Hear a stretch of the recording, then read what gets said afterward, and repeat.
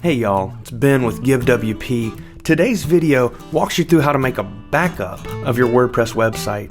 This is a best practice not only just for backup's sake, having a backup is a great way to prevent data loss, but also specifically for this video, I'm going to show you how you can send a copy of your website to one of our support technicians who would then be able to recreate your site in a different environment to troubleshoot an issue that you might be having. It's very simple and it'll only take a few minutes. So let's get started.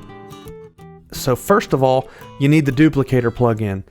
Go to plugins here, I can show you the Duplicator plugin. If you just search for Duplicator, it's the one by Snap Creek and it is fantastic. And then click on Manage once you install and activate that, and you'll be brought to this page that talks about packages. That's just a way to talk about the file that it's going to make that allows us to clone your site. Up here at the top, you'll click Create New. On this page, you can enable file filters. I already had them enabled, but you will want to enable file filters because in the most cases, for the purposes of tech support, you don't need images, you don't need movies, videos, any large files, and so it'll drastically increase the likelihood of a successful clone if you enable some file filters. Then you can go over here. If you click root path, that's the root path that gets everything. So you don't want to exclude the root path, but it is nice to exclude the WP uploads, which is mainly images and media and things like that.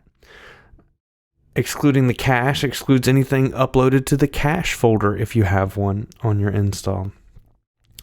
Also, you can exclude by file type. So this gets all the videos and audio files, and archives. That gets zips and tar files and things like that. So now with those three things selected, we'll click Next. What happens here is it scans. On your live site, this will take a while. On my local site here, it's basically a brand new install, so it didn't take long at all.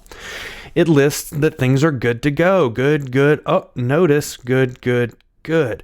Now let's open up this notice thing because it's saying we got a 1.67 gigabyte file, which is large, and that could take a while. So we open up size checks, and there's something in the root folder at public that is 2 gigabytes.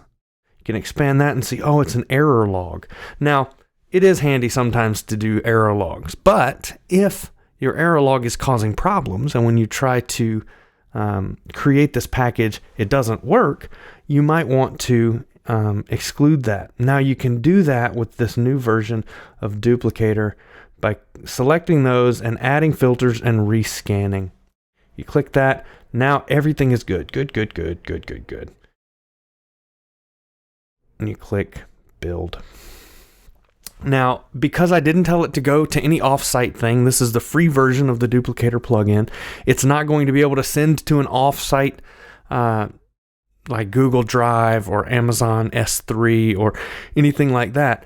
I highly recommend, if you are creating a backup system, that you back up offsite. But for the purposes of sending a clone of your site to a support tech, you can just simply download it from your site. So now I've got a 16 megabyte archive, which is a zip file, and I can click that and it downloads it to here.